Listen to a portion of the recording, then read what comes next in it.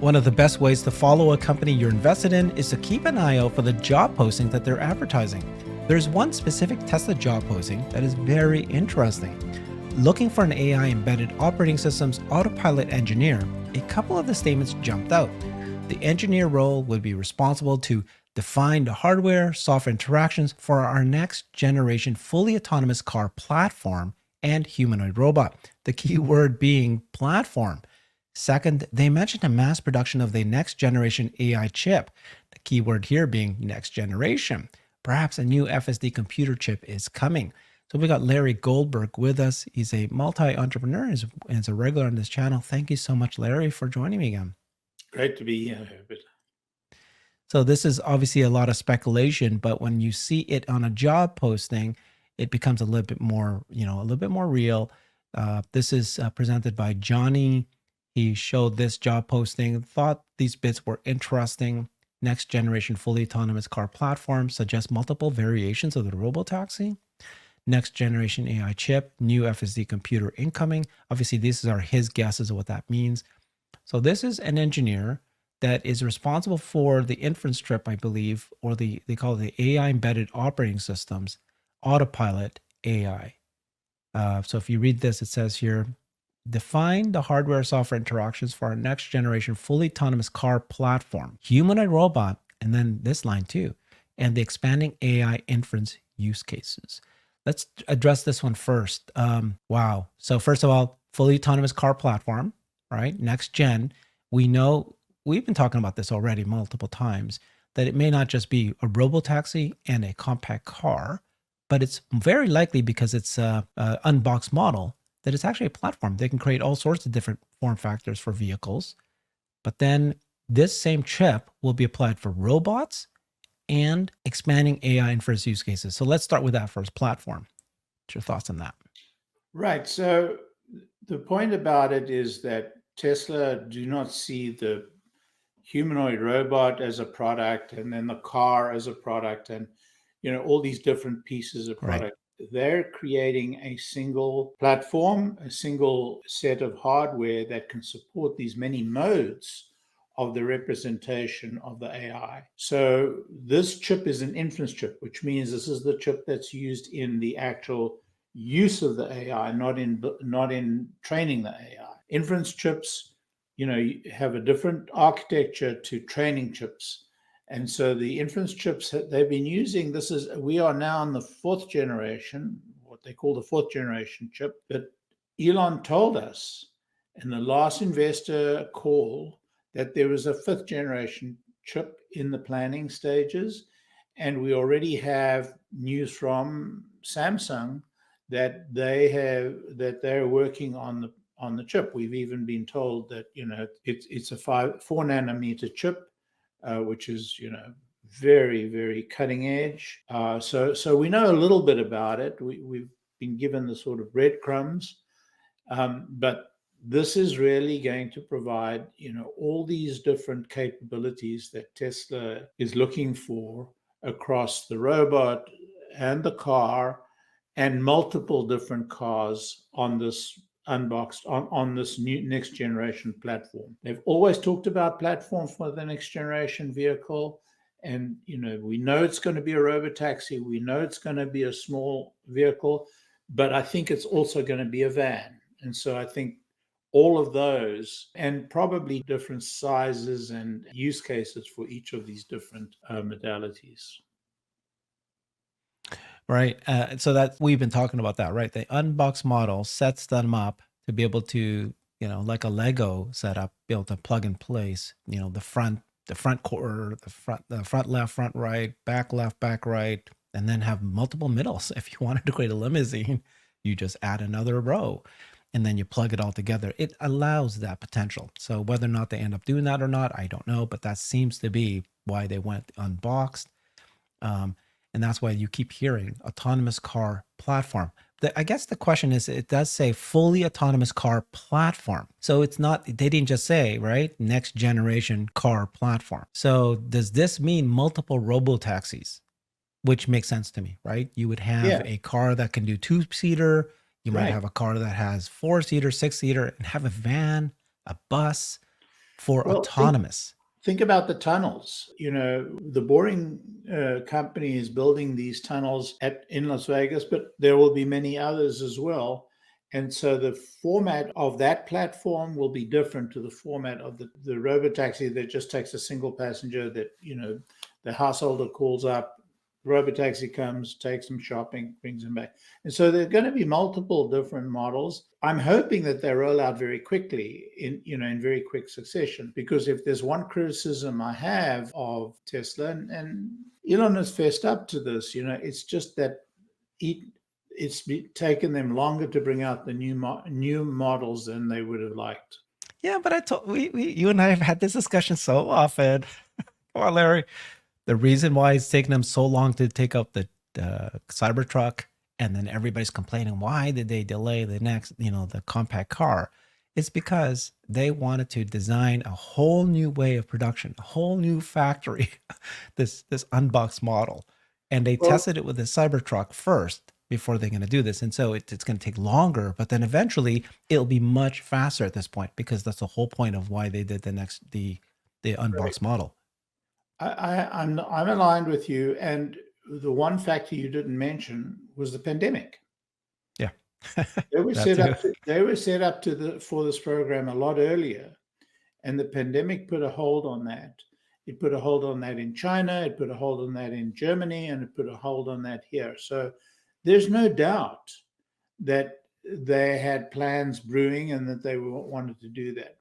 But now it's like a coiled spring. There's a lot of stuff that's going to happen, and the rate at which they are, genning up the Cybertruck production is very promising. It's incredibly promising to me. For sure. And so whenever you hear Elon, he always says, we're actually a manufacturing company, and we are the most advanced manufacturing company. The factory is the product.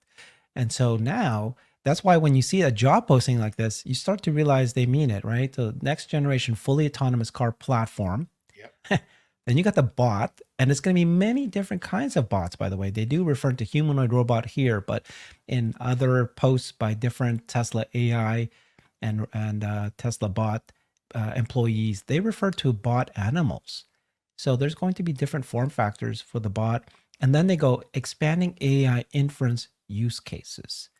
So this is where they can use this chip in anything. Anything. I mean, I think we've also heard, I don't think I've heard this directly from a Tesla employee, but James Dalma, who's a machine learning expert, one time he said to me that basically anything with a video camera, because it's Tesla, they've learned about real world AI. They're the leader in being able to understand the scene. They know what they're looking at, right? If you're a car and you're driving down the street, Ashok Alaswamy, in his presentation in June of last year, he said that the car knows that that's a tree, that's a curb, that's a fire hydrant. That's what the sign says here on the street sign. That's what what the word says on a street, and it knows its environment and context, and that's real world. And that's where you hear Elon saying that we are the leader. We've got a baby AGI in the car. It needs to understand its context, and so if you have a video camera, it wakes up and one day it's a car. Oh, I'm a car. I'm one of 8 cameras on this car. One day it wakes up and goes, oh, I'm a robot. I happen to be a bipedal robot with arms. I'm Optimus. And then one day it wakes up and just says, I'm just a video camera, but I'm intelligent. Let's see what I can do. So what's your guess of what might happen here when he says AI inference use cases? To whatever the imagination can stretch, and with Elon, some cases where the imagination can't get to. Mm-hmm. So, and by the way, one day it wakes up and it's a rocket going to space, which it was last week, right? So, yeah, I mean, we're going to see an enormous amount of capability in terms of where this inference chip is going to be applied. One of the most amazing things about Tesla is how much they achieve with how little dollars.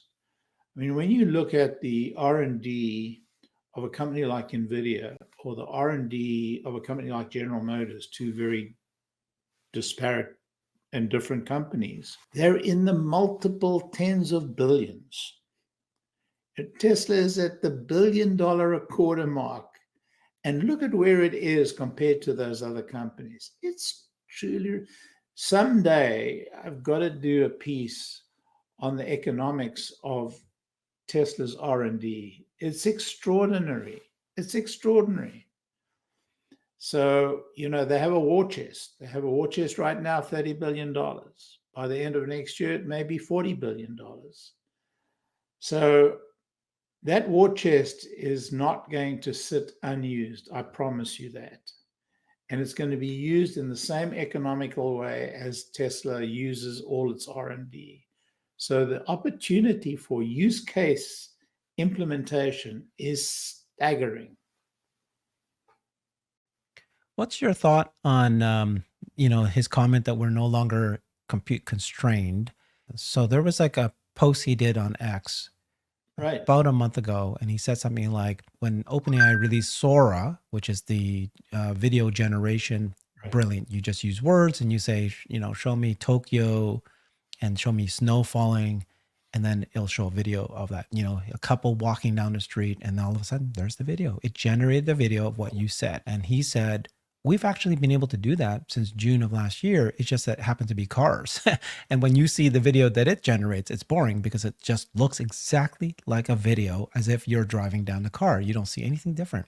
The car is generating that. It's fake, but it knows what's about to come. We saw that We did, video at Investor Day, and nobody really picked up on the importance. How brilliant that is. Yeah. And then he said, he made the comment, okay, we want to do what Sora is doing, video generation of anything, but we just don't have enough because that's all focused on FSD for now. But we think we'll get there. We'll start doing the video generation part of it by the end of this year.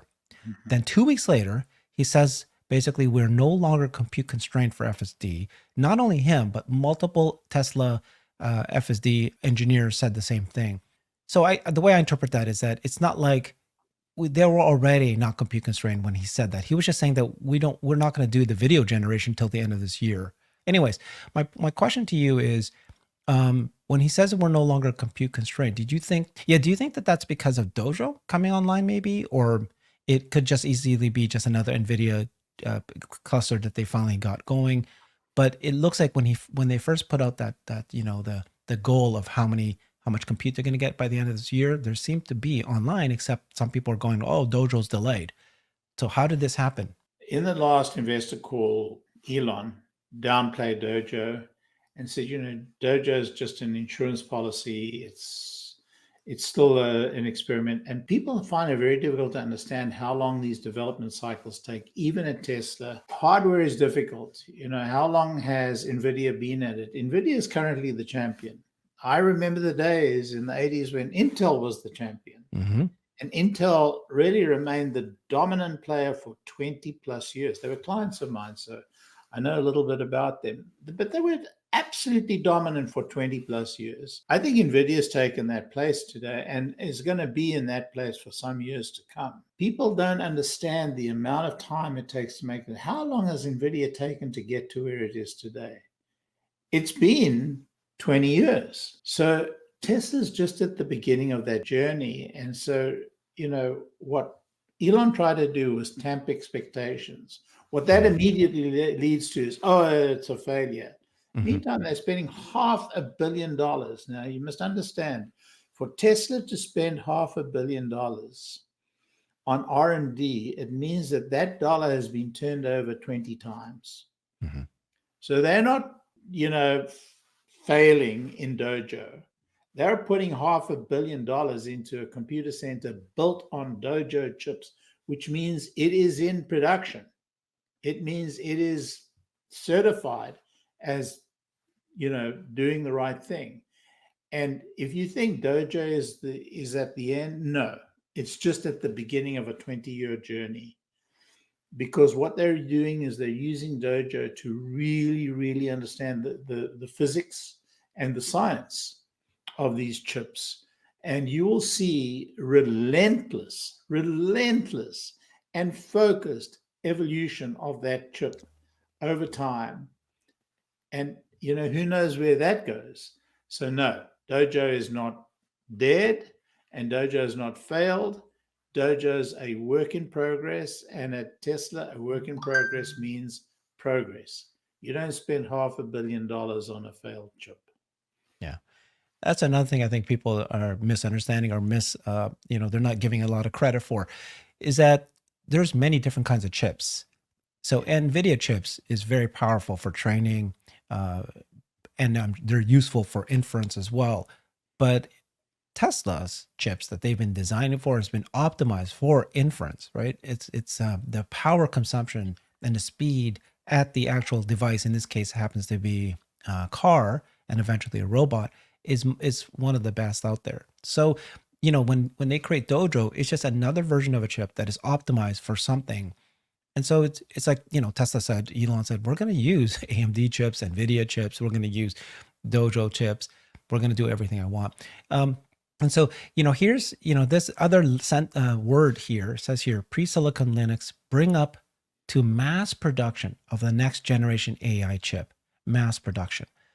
Might be reading a little bit too much on that, but here's another scenario where Tesla is like, I love the way you position that, right? They just started getting into chips. Like there's whole companies, that's all they do, chips and supercomputers. So that's NVIDIA, one example, and AMD. And here's Tesla doing everything, including this as well. And they're going to do mass production of it. So, it sounds like maybe they'll create more, they'll use everything that they create. But maybe at some point they'll create more. They'll probably never sell it, but they did talk about Dojo as a service. Yeah, Dojo as a service is a very long-term play, and whether it is a play or not is an open question. People in the Tesla world hear an idea and then they think it's already implemented. It's a problem. Dojo as a service is. And it won't be just Dojo as a service. If they do training as a service, it will be a software implementation supported by silicon in the background, and some of that silicon may be Dojo or not. The silicon is a completely separate issue from the service. The service is all about the software capability. The silicon is kind of removed from that. NVIDIA make excellent inference chips, and they make excellent training chips, the best in the world. There's no doubt about it. There's place for competitors, but both NVIDIA and Tesla do not make chips. They are fabulous chip developers. Right. In other words, they design the chip, and then they give it to a fab, and that fab manufactures the chip. Manufacturing chips is a very difficult business. There are really only a couple of major chip suppliers, and that may be a limiting factor which has to be addressed at some point or another. But I hope and I pray Tesla doesn't get into that business. Mm-hmm. Yeah. Wonderful. Okay. So robots, autonomous platform, mass production of next generation AI chips.